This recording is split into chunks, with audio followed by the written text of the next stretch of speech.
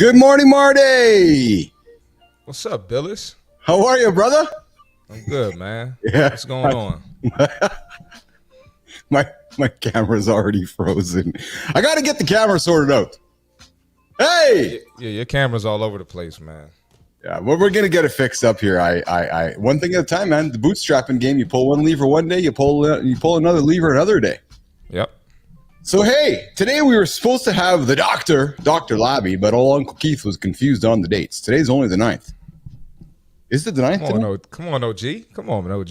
Yeah. So Labby's joining us tomorrow on the 10th. What's up, Dr. Labby? We'll see you tomorrow morning. We're going to talk vision.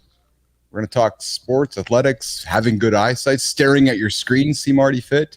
Uh-oh. Yeah. We're guilty. We are. As we sit here in the green room, we get set up. I look on the camera, and there's Marty staring at his screen. Always. Always. So instead, today, we're going to talk about two things.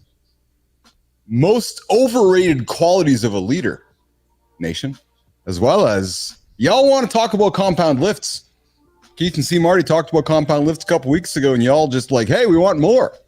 Y'all liking our content, liking our shorts, and you're like, hey, we want more stuff from Keith and C. Marty regarding compound lifts. So we're going to put the old barbell exercises down. We're going to talk big lifts today again in the gym, in the lab here this morning. And then I think we're going to maybe introduce some fun segments that Melissa and Jimmy don't know about. Views from the lab. Maybe Keith and C. Marty will toss out a few topics here this morning to talk about. One came across my desk this morning, Marty, that I know when we had coffee, when we met last night, I said, I prepare you for these topics. Well, one came up today. I'm like, we got to talk about it here this morning. So how are you today? How was your night last night? It was good, man. Went to bed 9:15.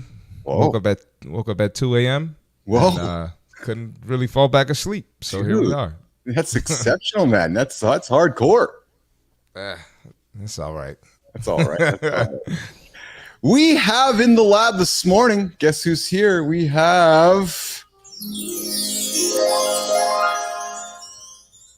Good morning, Future. Oh, Future. I'm like, what? Oh, okay, Enzo, yes. I still got to accept the Instagram invite. I will do that for you today, my friend. Camera's frozen. Yes, I know the camera's frozen, Enzo. I got to get that sorted out here this morning. And it looks like Enzo's talking about all the stuff that he sent Marty today. That's exactly what he was looking for. So, Enzo, welcome to the show here this morning. Coming up here in the lab. It is, I guess it's the winter over there in Australia, New Zealand, isn't it, Marty? Yeah, it's winter. He's cold. Yeah, we had a great show yesterday. Gareth joined us down under. Yeah, he's a goat. He is a goat. Yeah, we talked AI fitness. I was going through the edits of last night's show with Carter, and man, dude. So Gareth sits down with his wife, takes his camera, takes a picture of his gear, and says, "Hey, I'm X years old. I want to train. Here's my situation. Here's the context of my life." Sends a picture to Chat GPT, and it makes him his entire workout program. It's pretty. Yeah, that's crazy. That is pretty crazy. Cool. That is pretty cool. Yeah, and only going to get better too. I'm looking forward to it, man. Yes, technology, something else. It's true. What's up, Sanasha Lee? I appreciate seeing you there too. And Jimmy, thanks for the heads up. All the streams are good in StreamYard, which is awesome. Oh, it's -2 degrees over there in the old sunny country of New Zealand. So, yeah. So, Marty, I got something for you this morning, man. We're going to start a little segment here, views from the lab here this morning. So, what do you think are 7 words that suggest... We were talking about this last week. You know, these words that we just know AI wrote it. Here, I got 7. 7 words that suggest a text was written by AI. Now, I'm going to give you one of them because you called it out when we talked last week about World of Warcraft. There's one world that anytime you're reading AI-generated stuff, you're like, oh, yeah, totally generated by a machine. And that word is what? Realm, right? Yeah. Oh, yeah. Realm. You're right. And that's yes, realm. You're right. That's exactly the word it was. It was realm. But there was another one. Yeah, the other one that I forgot to talk about last week. Delves. That word sucks. Oh man, it's all over there, man. It's like Nope. That's exactly it. So, Nation, as we're talking this through, what are some words that you find are obvious that are fake ones? So, delves is one of them. Realm's another one. Here's another one, Marty. Showcasing. If you read lots of text and there's lots of the word showcasing what's going on, there's a good chance it might be written by AI generated bots. I'm iffy on that one. All right. Here's another one for you. Right. Underscores. Yeah, that's cheesy. Nobody says that. Who uses underscores? Only unless you're referring to somebody's Instagram handle. Yeah, 1 2 3 4 underscore Keith. No. 1 2 3 underscore 1 2 3 underscore Keith. That's what it is. That's exactly what it is. All right, another one. Another word that we know is generated by AI text. It's comprehensive. Oh, I wrote this comprehensive book. Yeah. Nobody says that. Who uses comprehensive? I don't know. Nerds. But we're nerds, and we don't use that. So, Business Athlete Nation, if you're listening to us right now and you're about to write some emails or some text today, Marty, everybody's frantically hitting backspace on their keyboards right now or scratching stuff out. I can't use showcasing because Marty's going to call me out on it. All right, definitely will. Next one, crucial. Oh, that's a reach. No, you can use crucial. People use crucial. It's crucial we get the project done, Marty. It's crucial.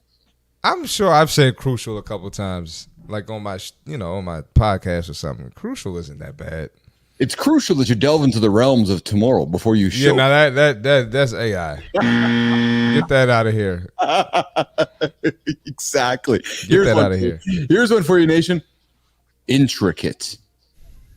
The intricate. Yeah, that's definitely one. Like, what are these words? You know what's funny? So if you spent any time on, so we know that Reddit was a large provider of many of the words across the large language models, right? So just think about all the humans over the last 100 years, propagating the internet with all these words. Realm, intricate. Delve, crucial. Yeah. Here's one. So we said intricate. Okay, here's the last one, Marty. The seventh word that's a telltale sign of AI writing. Christopher Martin, it is pivotal. A pivotal moment. Oh, that's a reach. Come on. People use pivotal. Listen to you say the word. Say it. Pivotal. Yeah, because you use it so much. It's such a part of your conversation. Pivotal. But the phrase pivotal moment, a pivotal moment. Like I've heard that plenty of times. It's not like, I don't know about. They could have come up with some better words. You know what? See Marty and Keith coming up with a list, because I could come up with some better words than that. Coming up in the lab, see Marty and Keith, our own list of AI generated. I could come up with a better list than that, because there's some unnecessary words. I go on LinkedIn all the time, and I'm like, man, you don't talk like that in real life. Every time I get on there. Oh man! Good morning, Sarvina. What's shaking, girl? Good to see you here in the lab. Oh, Marty, she joined in at 7:06. Usually she joins in at 1 or 2 minutes after. So Sarvina, you're running a little. You got some work to do, Sarvina. Oh, Enzo, you got a story to share about AI? Yes, we'd love to hear that. And yes, Sarvina, we are your favorite people. Thank you. Yes, you're well, I don't know. Is she your favorite person? Maybe one of them. We love all of our guests on the show. We love all of our audience members. She's our favorite. She's our favorite. She's absolutely Enzo's not our favorite. No. Oh, so speaking of, so Nation, I have a question for all of you. I had a conversation with Marty yesterday about this. So, Marty's awesome at naming our great guests like goats, right? No, don't tell him. Don't tell him. Okay. Not yet. I'm going to leave it on the table. Just know that we're working on some fun things for our we are. We are greatest guests. And just know that Keith and C. Marty love giving everybody gold medals. Yes. So everybody gets a gold medal. You're all going to get a gold medal from. You don't have to earn it. You just get one automatically. You get one just for showing up here in the lab with us in the morning. Oh, what's going on? What's this podcast about? The Saint Laurent? Well, the podcast is about waking up in the morning with Keith and C. Marty Fit. And it's about Saint Laurent Dawn. Yeah, we talk about everything, man. It's the intro, man. You gotta any podcast, you don't just get straight to the topic, you know. That's the top podcast, Joe Rogan, whoever. You don't just jump right to the topic, you know, right away. So we just That's right. We want y'all to get to know Keith and C. Marty Fit. We gotta warm up the audience a little bit. Yeah, we want you to, Marty. We want them to delve into the conversation with us. Hop into the realm with us. Hop into the realm and hang out with us to talk about the top leadership qualities of leaders coming up in a little bit. And compound movements. We got the accountability check-in coming up in a few moments. Of course, the C. Marty Fit tip. And of course, I'm touching my tablet in front of me here with all my texts in front of me. It just sure as hell ain't working. So, but that's okay. That's absolutely all right. So listen. Okay, we talked about this last week. We talked about, well, do we want to talk about it for a couple minutes? Maybe we do. So Ozempic is still around, man. No, not around. Hold on, not around.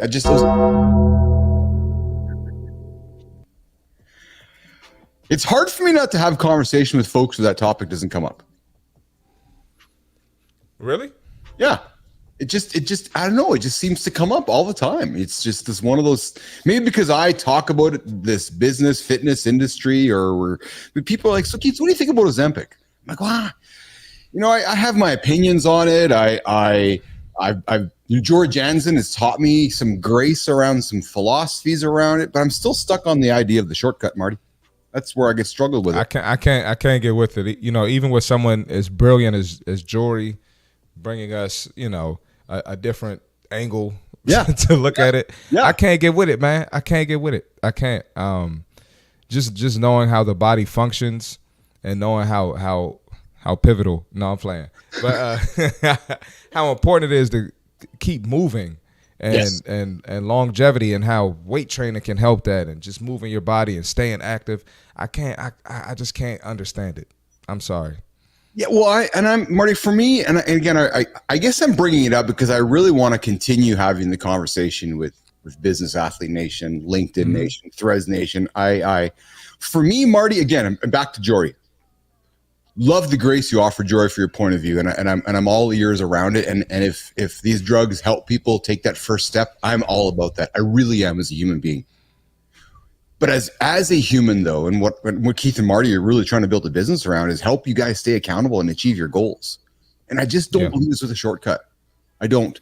So if Ozempic or any of those weight loss drugs are part of your journey, I guess, Marty, what I'd offer to somebody is, okay, maybe that's part of your journey, but come still knock on our door to help you stay accountable when that journey ends. Mm-hmm. Or when you decide to make some different choices. Maybe those drugs help you open the door. But maybe along the way of your journey of life, you might need some people to help you keep that door open. I guess that's where Keith and C. Marty want to come into your life. So, you know, don't look at this as judgment on, oh, you're taking Ozempic. It's more of my curiosity stems from this idea of I just don't know what it's teaching somebody. That's where I get hung up on it. It really is. No, absolutely. And then just look at, like, if you mess your life up in any other area of life, you know, you got to work backwards and work your way out of it.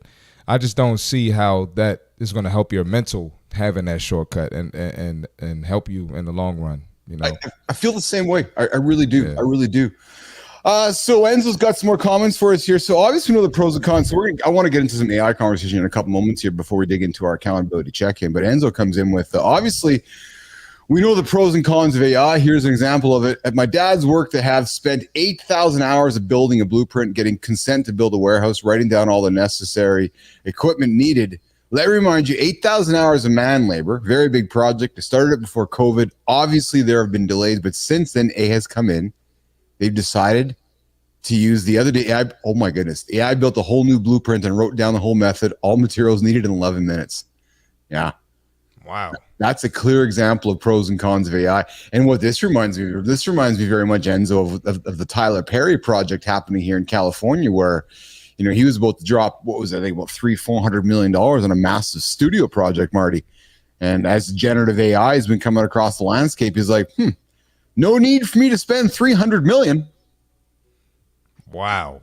Yeah, I'm just going to use AI to help me build my movies. So that's a great example, and so thanks for sharing that. It certainly is. It certainly is changing the landscape in the world with how we're doing things. Most importantly, it's changing how people are using AI with fitness. And yesterday we had a chat, Marty, with Gareth Riordan from the Gold Coast. What's shaking, Gareth? I hope you're joining us, man. It's 10 o'clock. It's 10, whatever, it's 10:17 down there in the future with Gareth.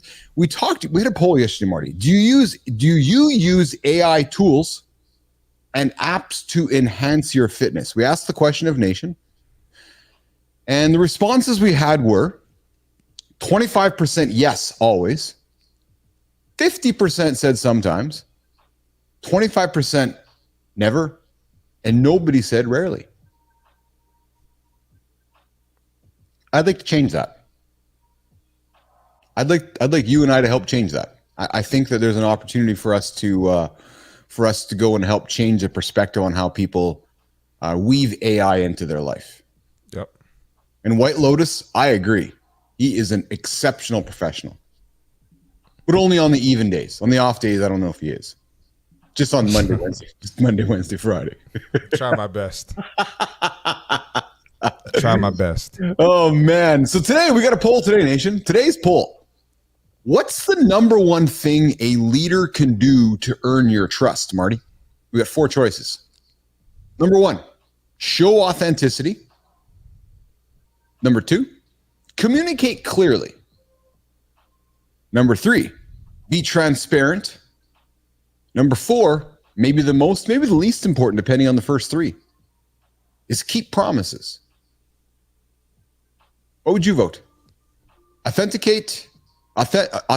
communicate clearly, be transparent, or keep your promises. What would be what's the one attribute in a leader that you look forward to the most? Honestly, I think transparency is probably the most important there. Yes, I think so. Yeah, I would agree with you, because I want to know whether show me your warts. Yeah. So I can be a part of that challenge with you, because you're human, I'm human. So if you have warts, I want to know about them, so I can we can be aware of how they might impact us, right? And if I'm not doing a good job, or I'm not doing something correctly, you got to let me know, man.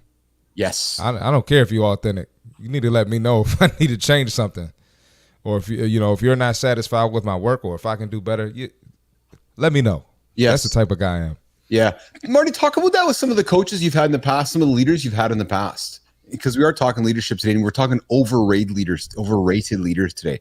I'm going to make an assumption. You've had coaches or leaders, professors in your school where there's been this perception going into either the team or the class where there's this leader who's exceptional. And then you're like, really? Have you experienced that before? Yeah, not to, I don't want to get too personal, but I've definitely dealt with that with coaches. Yes. But just, you tell me you want to do one thing another way. So, but you tell me you want to do something one way, but in your mind, you wanted to change the type of defense we run, but you didn't tell me that. So I'm doing what we did on the scouting report last week. So how am I going to know that?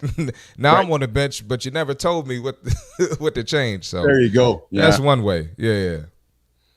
Communication is an incredible skill for a leader. And, whether you're authentic, whether you're being transparent, communicate clearly, be transparent, warts and all. I just really believe your team's going to respect you, support you, because they recognize you're human, and they recognize you don't have all the answers. So, somebody's, I think there's enough respect from somebody saying, hey, you're willing to put your hands on the wheel. I'm going to respect you for that. And I'm going to follow what you have to say. So, Coming up in a few moments, the accountability check-in, Jimmy. We're going to do that here in a couple of moments. Marty, I do want to throw something on the table, though, that you and I talked about yesterday for a few moments, and I could not stop thinking about it last night. And it's this idea of what would somebody pay their favorite creator?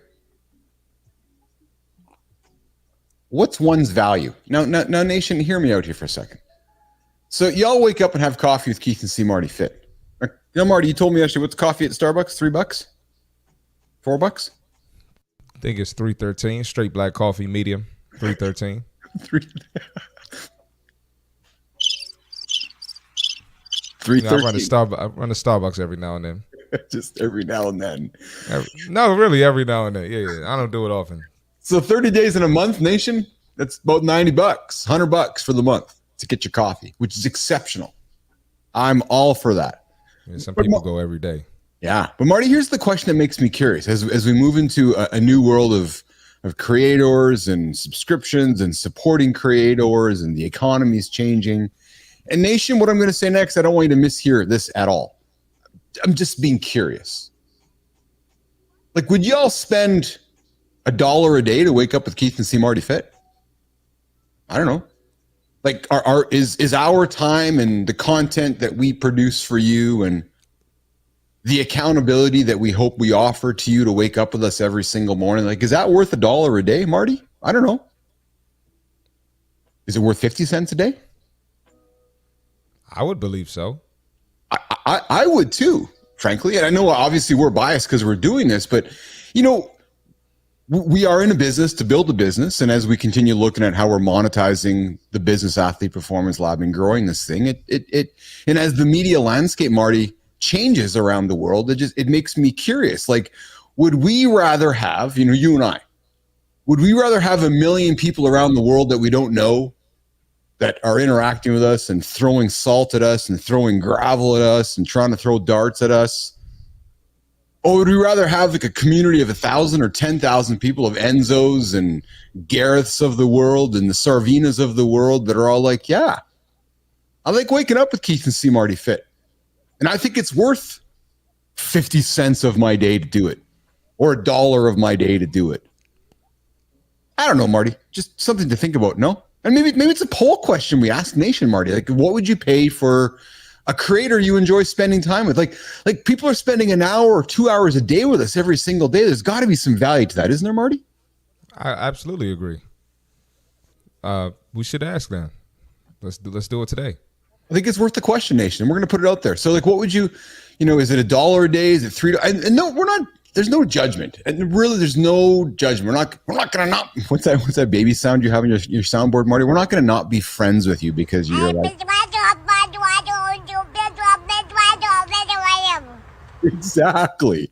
Just curious, right? Because if you're all like William Ray, my friend William Brooks Swadar. Like, hey, just calling out friends. Would you spend $1 a day to hang out with Keith and see Marty Fit? You're spending $3 on a coffee. I don't know. Things to consider, Marty. Jimmy, yes, and Enzo. I appreciate you saying this, my friend. So Enzo, I pay 60 hours of sleep. That's exactly it. Enzo's hilarious, man. Oh, and their show's more than that. Yeah. And he's like, the advice you give is more valuable. I'm biased. I've been around for more 2 months, followed you in this journey. I appreciate that, Enzo. And again, more than it's just a curious question, right? That we want to throw out there. And as we continue building this thing and working on monetizing it, and we believe we can build something that is sustainable long-term. Y'all are enjoying it. And whether it's through sponsorship or through its subscriptions, we want to continue to find a way to add value to Nation and keep you guys coming back over and over and over. But Marty, it's this time, Jimmy, it's this time to do this. Yep. The time where the dad dances, Marty flexes. Gonna pull Marty off the screen. We are going to do the accountability check-in. Jimmy, pull the guy off the screen, man.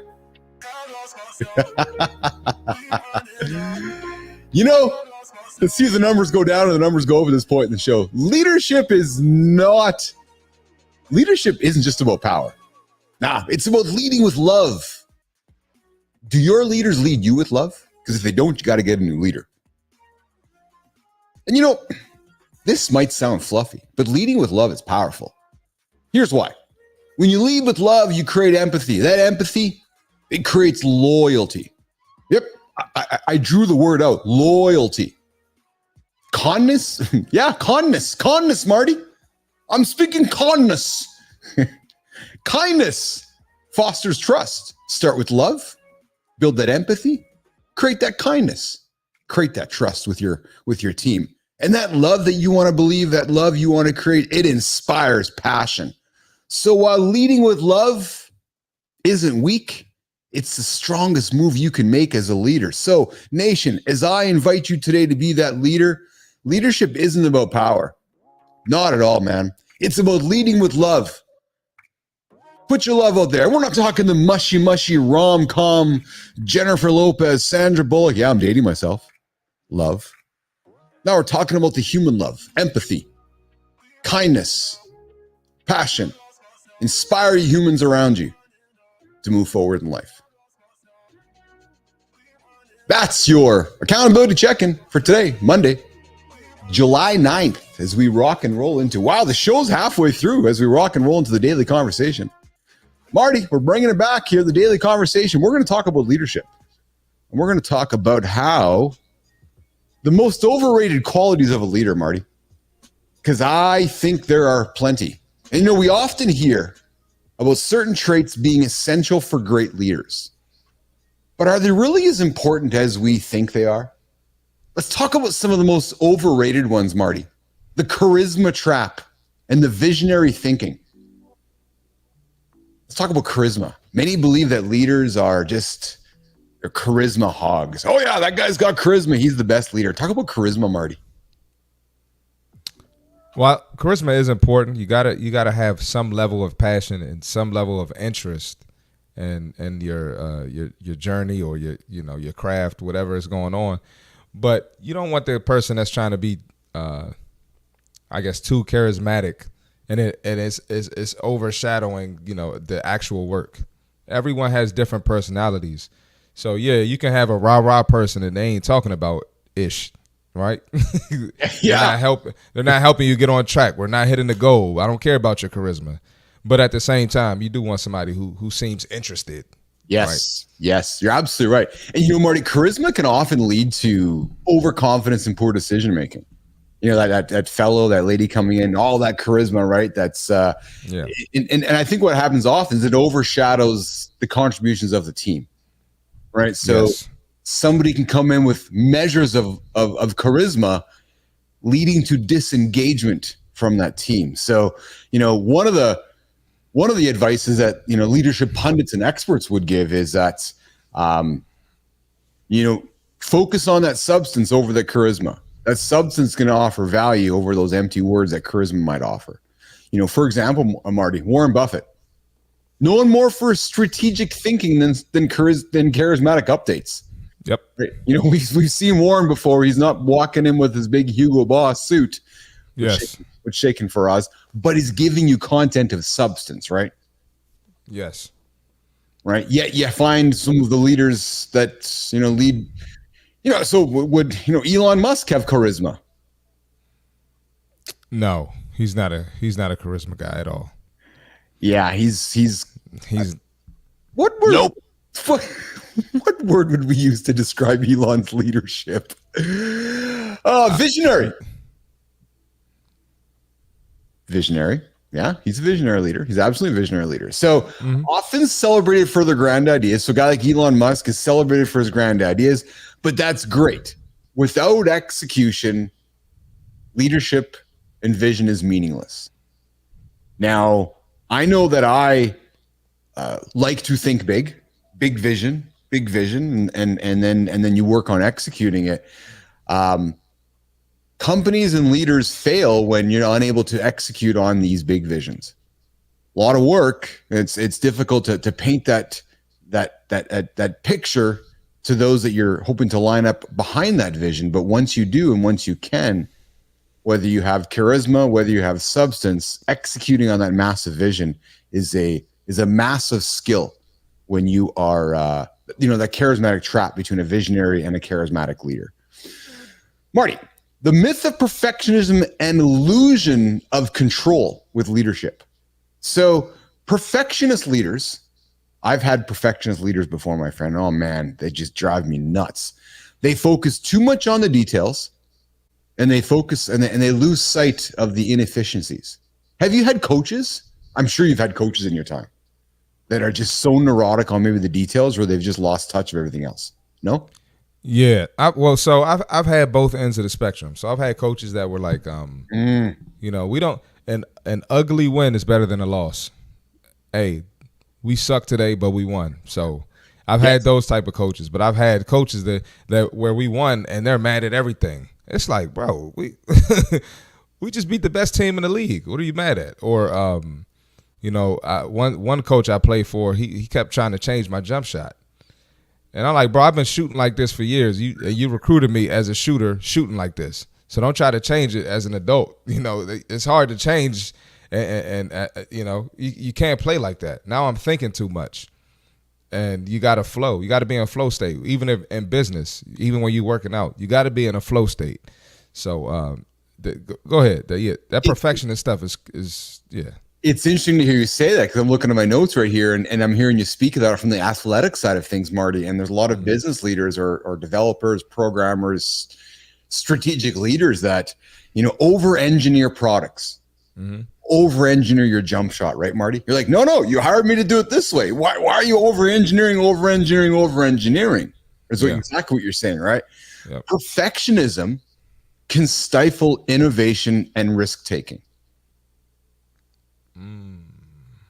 Back to your jump shot, right? Somebody just standing there, constantly focusing on making sure your jump shot is better and better and better. But now let me throw this at you though, Marty. You got a guy like LeBron or Kobe who works for hours and hours and hours at perfecting that jump shot. Would you say how would you draw a parallel to one of those two guys as a leader, focusing on perfectionism? Well, if we're talking about jump shot specifically, you're not changing their jump shot. You might change the release point. You might change how fast the release is. You might change how much arc you put on it. There's different things, but at the end of the day, they're still finding some flow state in that perfection. I guess in that perfection, you're still finding a flow state there, but that's more so reps. The more reps you get in, the better it's going to be. And that works with anything. Yes. So yes. I don't know if is that perfection? Good question. Or I don't think they're perfectionists. Or, okay, that's a fair comment. Is it better to embrace imperfection then? So you look at a guy like Bronny, or you look at a guy like LeBron, or even Kobe. Effective leaders encourage experimentation, learning from mistakes. Right. So if you look at a guy like Kobe, is he focusing on so every time he's trying to take his shot to get better at his jump, is he paying more attention to what he's not doing well at to make what he's doing at better? You see what I'm trying to say? I got you. He's essentially embracing imperfection to make perfection be stronger. You believe in that? Yeah. Definitely. Yeah. He always says, I think it's Kobe. He always said he knows that he's not going to be perfect, but he tries to get as close to it as possible. So yes, okay. Staying on the theme of Kobe, because I know you're a fan of his. He's one of the greatest basketball players of all time. Control, is it overrated, Marty? Micromanagement and excessive control can stifle creativity and initiative. For example, again, coaches or instructors you've worked with in your life. Micromanaging leaders often see lower employee engagement and higher turnover. On your teams you've played with, have you had guys that were super controlling and guys that you've played with are just like, I'm just checking out of here, man, because this guy's a controlling freak? Yeah, I've seen that a lot. Yeah, I've seen it happen a lot. Because even though we're here to work, we're here to accomplish a goal. It's got to be enjoyable, and nobody enjoys controlling. I mean, even think about a relationship. You don't want your husband or wife or boyfriend or girlfriend trying to control everything you do. So the same happens for a coach or a leader. You're gonna mess up, and you can't spend the whole time, your whole performance, worrying about not messing up. Yes. Yes. I had my worst games when I was worried about not messing up. It's like, bro, go out there and play. Yes. Yeah, go out there and do your work, do your job. If you make a mistake, oh well, you learn from it and try not to make the same mistake. It's okay. Life goes on. Life does go on. Yes, absolutely. And even with the content space, me and you talked about this before. It's like, okay, I had a bad show or I was stuttering a lot. Guess what? When they cut the show off, people are moving on with their life. They're not worried about you messing up, stuttering, saying a word wrong, saying a cuss word, slipping up, I'm glad you said that, Marty, because I was working on some stuff last night, not to segue away from leadership, but But Nation, I'm going to tell you straight up, man. If you're in the podcast space, you're stuck in 1980. Like live conversations and live shows like Keith and C. Marty are making every single day. Keith and Marty do this show. We're one day further ahead of all you guys. I'm just telling you. I'm going to be very frank with all of you listening right now. If you all want to get on tomorrow's content train, you might want to call us up and sign us up to say, hey, can you teach us how to make us a live show? Many of you out there are teaching people how to make podcasts. Many of you are out there teaching people how to make shows from 1980, which is great. That's awesome. Go make your money. But nobody's teaching people how to make live shows. You might want to come knock on Keith and C. Marty's door. Because what Marty just... Go ahead, Marty. I was going to say what's crazy is someone pointed out to me because there's these people that been following me for years. Now they got a fitness podcast. You see them behind a mic and people are like, oh, they copying you. And I was like, let them. I'm like, they can't catch up. One, they're probably recording it, chopping it up and cutting stuff out. I'm doing it live. Like, majority of my clips come from live. And even when I'm in the car and I do my car videos, my car reactions, those are one take. Most of them, like probably 90% of them are one take. So all about reps. And we're getting the reps in daily. So it's going to be hard to catch us. For guys like us. That's exactly it, Nation. So if you're looking to make content, man, and Marty talked about live and talking about leadership here, is start making content and just start doing it. We're talking leadership. We're talking overrated leaders. And what is an overrated leader? I know some of you listening right now have worked with or are currently working with overrated leaders. I'm like, who's this guy? Who's this girl? They're actually not that great of a leader. The overvaluation of extroversion and constant availability, Marty. Extroverted leaders are often seen as more effective due to their outgoing nature. However, research shows that introverted leaders can be equally, if not more effective in certain contexts. Example, let's take somebody like maybe Tim Cook. You know, some would consider him as an introvert, but he's focused on deep thinking. He's focused on listening. Where you may have had a guy like Steve Jobs who was out there, right? Both very effective leaders, two very different approaches. Do you have a preference, Marty, whether it's an extrovert or introverted leader? As I've gotten to know you, I know you, well, you and I know we both come across as very extroverted. I know privately we're both very private, human beings. When you are led by somebody, Marty, is there a preference for an extroverted, introverted, or who do you tend to follow or like to be a part of? Probably doesn't matter for me. Mm-hmm. I want there to be like transparency, like I said, the communication and, a connection. So I think maybe I'd be more effective with an introvert, someone like myself. But if I happen to have an extrovert, that's perfectly fine with me. I wouldn't care as long as we're getting the job done. Yeah. Some of the strengths of an introverted leader, Marty, is introverts often excel in thoughtful decision-making, empowering others. Let's look at Bill Gates. Right, he had an introverted nature. He contributed to Microsoft's innovation. The importance of leveraging quiet strengths, like the focus and deep work. Right, I know in my experience, when I get into, you've used the word flow a number of times this morning. You get into that deep flow. Yeah, nothing can get in the way of that. Right, you're just going hard. Right, so here's another one, Marty. Constant availability is overrated. Leaders who are always available can become bottlenecks and burnout. And I'm going to admit, during my lifetime as a leader, I have had this role. I've had to learn to remove the bottleneck in previous situations where I know that maybe I was getting in the way, right? And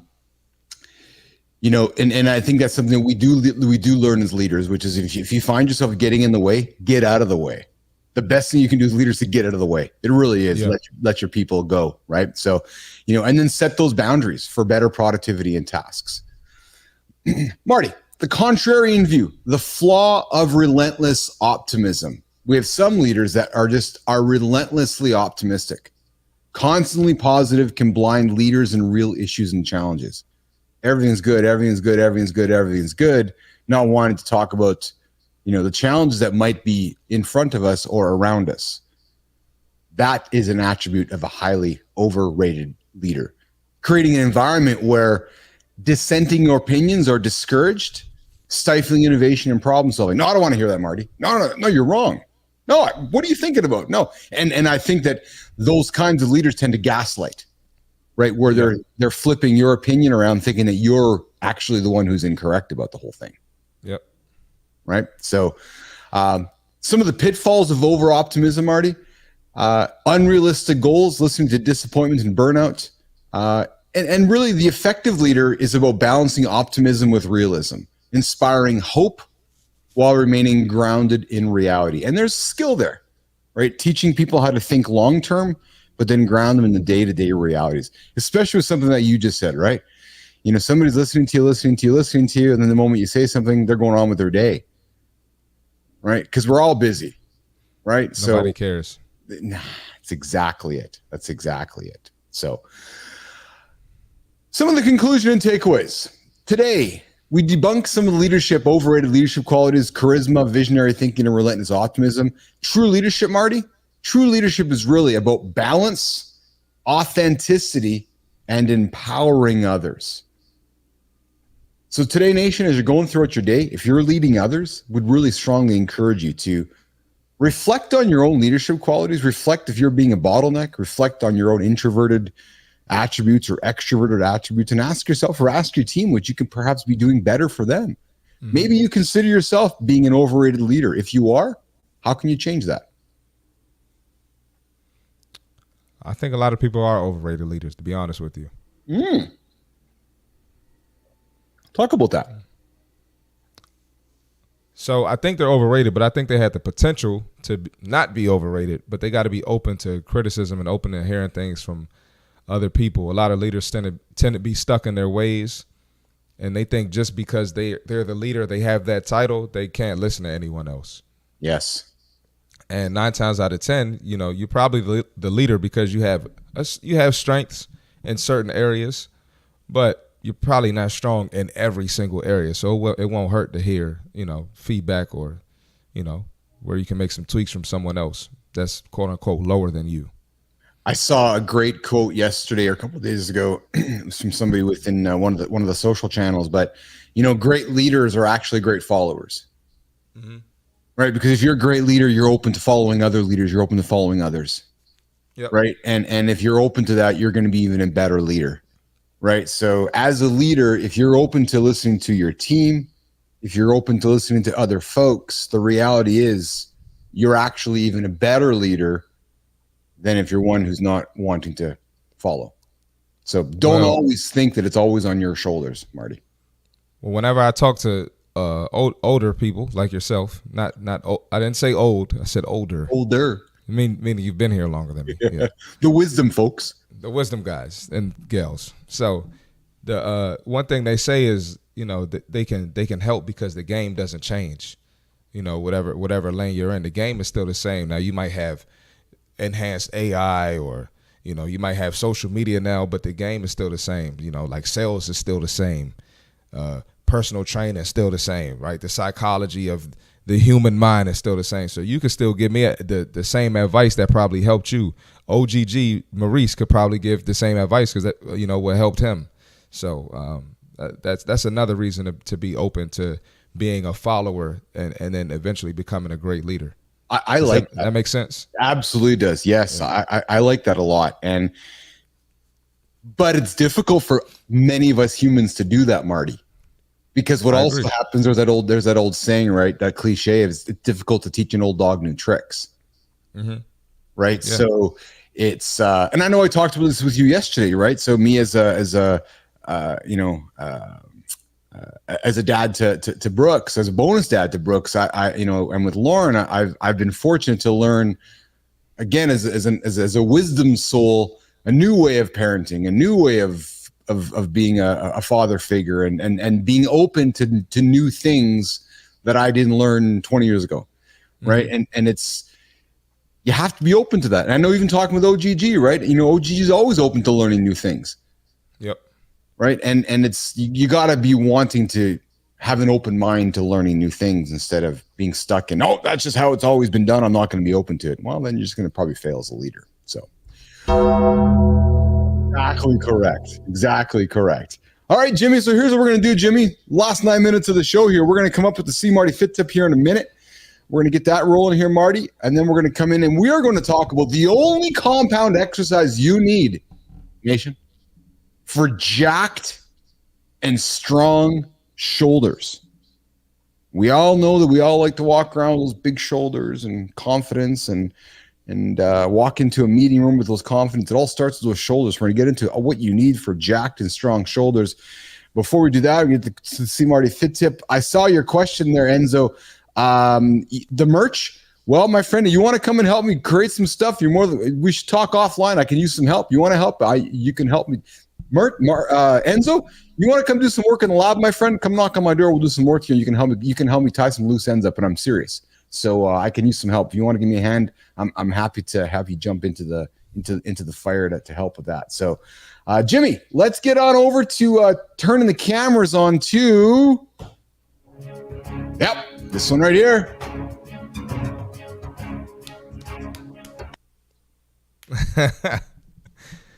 All right, let's talk about it, man. We got the fitness tip for the day. Make sure your training is balanced. Cover all your muscle groups for the best results.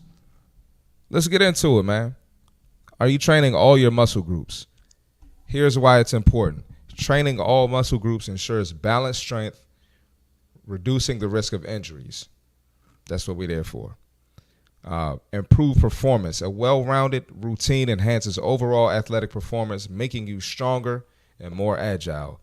Super important as you age, as you get older, and you want to prevent the process of aging. Better flexibility. Same thing.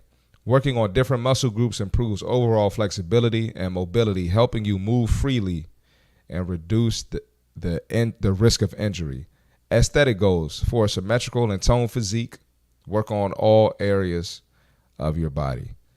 So a lot of the ladies like to skip upper body day, and a lot of the fellas like to skip leg day. Even though it's uncomfortable and you think it might not be beneficial for you, you got to do it. You got to do it. You want longevity, and you want to reduce injuries, the risk of injury, upper body, shoulders. You know, people get older, have shoulder problems, hip problems. Got to work everything. All right. So bottom line, make sure your fitness plan covers all the bases, train smart, and see real results. That's the fitness tip for today. All right. There's your fitness tip of the day. Marty's got you every single day, nation. Keep your awareness in your head, put some knowledge in your head. And Marty. It's summertime, though. We're not supposed to work out that much. It's the time you work out harder.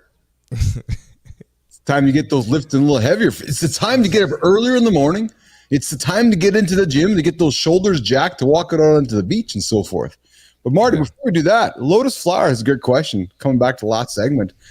How do both of you feel about leaders who lead but are unqualified to lead because of lack of knowledge and or experience? See Marty Fit. I was trying to see the question. Hold on one second. Let me pull it up. Yeah. How do both of you feel about leaders who lead but are unqualified to lead because of lack of knowledge and or experience? Well, I mean, sometimes, unfortunately, you have to deal with that. You know, you might have a leader who they might be the boss's family member, or you know. But the thing is, you still got to respect the boss. You know, you can't disrespect them, and you just got to do your job to the best of your ability. You know, don't focus on, well, they're, you know, I'm probably smarter than them in this area. I'm better than them in this area. Okay, well, if you are, let the results show it. You know, you got to be so great and so much better that the whoever's above them or whoever hired them, they can notice it, and maybe they can make the shift or make the change. So that's my advice. I agree with you, and what I would add to that is you control what you can only control. Mm-hmm. If you have a horrible leader, well, then, you know, show them why they're a horrible leader, or keep doing your thing and outlead them eventually. But, unfortunately, life isn't fair, and some people are going to be in positions where they shouldn't be, but they're going to be there. And it's up to you, White Lotus Flower, from time to time. If you're like, this person's a horrible leader, move on to that next one, would be the advice I'd give you, frankly. Real quickly, when I was in LA, I was like building my business out there. This is before the pandemic. I took a job at a gym. I'm not going to say what gym, but I had a boss there, And I've done really well in training, and I'm not cocky, but so he was telling me, well, if you want to do this in the training business, this dude's out of shape, could barely lift. He came and tried to lift with me one day. I'm like, bro, you can't give me any advice on this, man. But I had to let my results speak. So yes, and then the immediate disrespect factor went. Oh yeah. Yeah. All right, so it's summertime, as Marty said. You're all getting up this morning. You're thinking about, so if you're on the West Coast, you're thinking, I'm going to go to the beach today. And I want those big, jacked shoulders. We're going to dive into the only compound exercises you will need, Marty, to get those powerful, bolder shoulders. So, first one, the overhead press. See Marty fit? Oh, yeah, for sure. Oh, yeah. Primarily targets those deltoids, triceps, and upper chest. The importance of core engagement in proper form. The benefits of overhead pressing increases shoulder strength and stability. Marty, comments on the overhead press. Favorite of yours? Non-favorite of yours? Twice a week. Overhead press twice a week. Beautiful. One day barbell, one day dumbbell. Love it. Science suggests the research shows that the overhead press activates the anterior deltoid significantly more than the other shoulder exercises. It also enhances your core stability, engaging core muscles more than traditional core exercises. So, we've talked. So one day. Go ahead. I was going to say one day. So I do one day, like I said, dumbbell, one day barbell, and I alternate. One day it'll be standing, one day it'll be sitting. Your core is activated either way, but when you're standing and doing it, yeah, that core is activated. You can feel it. So, and there's a benefit of the compound exercise, right, Marty? Because we talked in the past about doing, these individual movements or isolated movements. When you get that compound lift, you get those big, heavy, those heavy dumbbells or barbells. You're activating your core. Your whole body is being activated right now. There's a nice compound lift that's going to get those shoulders jacked and get that compound, benefits for your whole body. Benefits for athletes. Some of the key takeaways: the overhead press is essential for building shoulder strength and mass while improving core stability. Marty, what's a common mistake that somebody might make while doing the overhead press, and how could one avoid it when they're doing the overhead press? There's multiple. If you're standing, try not to use your legs as much. Try to use your legs, give them that extra push, that bounce. A lot of times you don't want to lock your elbows, but you do want to get full extension. You want to get full range of motion. And then when you're coming down, you don't have to come all the way down here when you're doing a overhead press. You just want to go to where the muscle's still engaged. So some people it's 90, some people can get right below 90, but you want to keep the muscle engaged. You don't have to come down here, so. Marty, moving from the shoulder press, you said one of the ways that people would do it incorrectly is engaging their legs. So then what I'm going to think you're suggesting somebody to do then at that point is moving from that compound movement with the shoulder press. Let's move to a push press, which is incorporating the lower body power, making it a full body workout, allowing for heavier weights, enhances explosive power, benefits for athletes, increases power output, and so forth. So Marty, move the conversation from the shoulder press to the push press and the benefits of the push press, Marty. Yeah, so the push press, you're pushing more load, so that would make more sense. Now we're talking about a different movement. So of course your shoulders are still activated, but now you're adding that explosion in there. It's more of a high twitch movement, a fast twitch movement, and a little bit of leg activation too. So now you're looking at more of a full body movement as opposed to a shoulder isolation.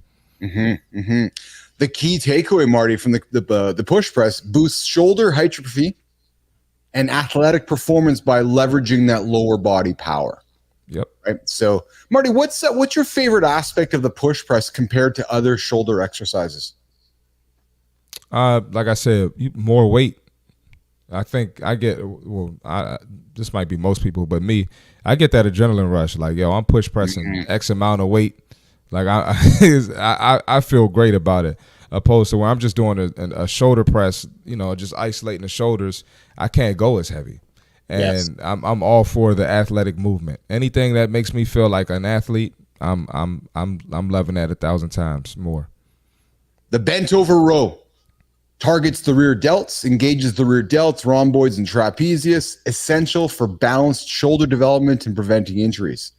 Marty, the complementary exercise, it works well in conjunction with the overhead press and the push press, often neglecting those rear shoulder muscles.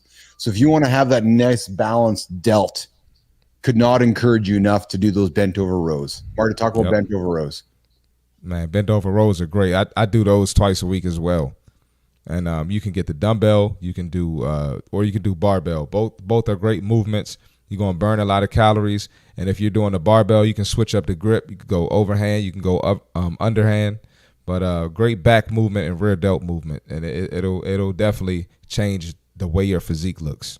Yeah, so you take those exercises, Marty, take the overhead press, the push press, the bent over rows, those compound exercises, nation, those big exercises are essentially the only major exercises you will need for strong, athletic shoulders.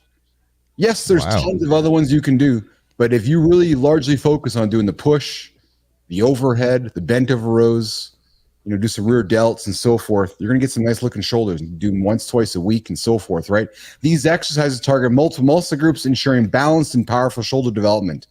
Marty, what would be some advice you would offer nation to incorporate these exercises into the routines for maximum shoulder gains? Once, twice, 3 times a week? You've talked about twice, but how would you wrap it up?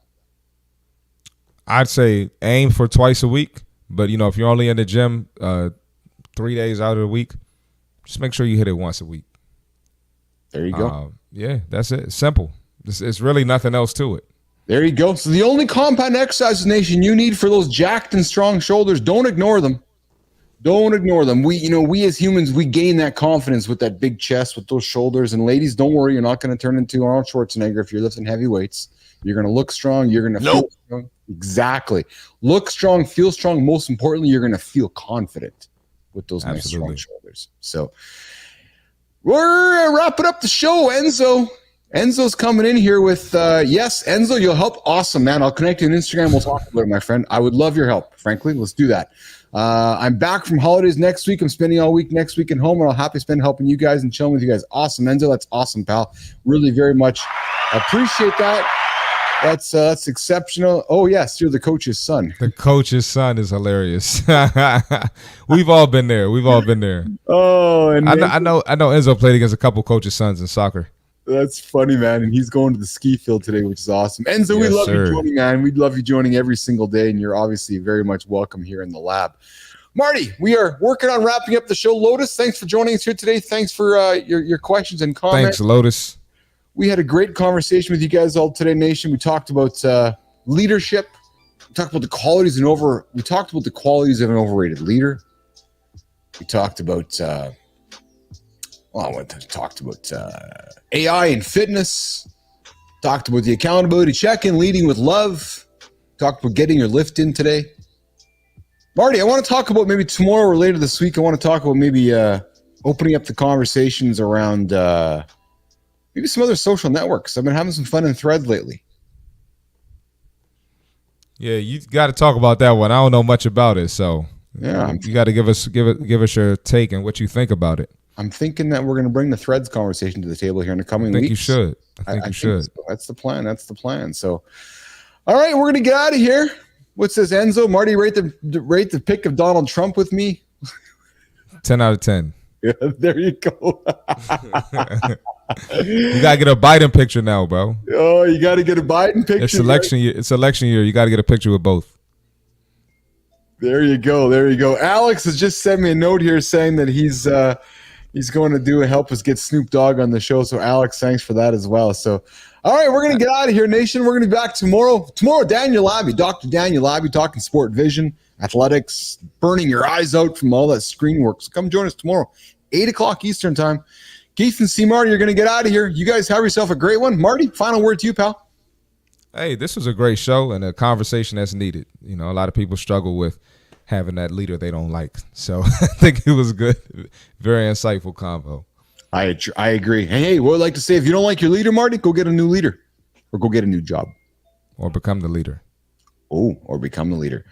All right, Nation, have a great one. We will see you guys tomorrow. We'll see you in the feeds all day today. Marty, we'll talk to you later, pal. Talk to you later. See you guys. All right.